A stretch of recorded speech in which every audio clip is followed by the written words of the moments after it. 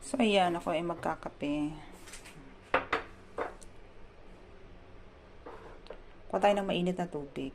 Ayan, so, nakalock siya.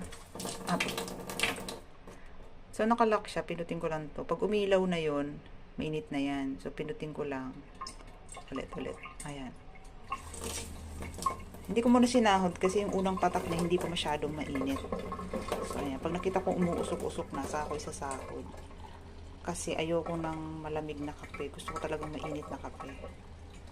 Ayan. So, okay na yan. Tapos, patayin ko na ulit. Ayan. Ang aking mainit na kape. Then, kukuha tayo ng pwedeng mamerienda dito.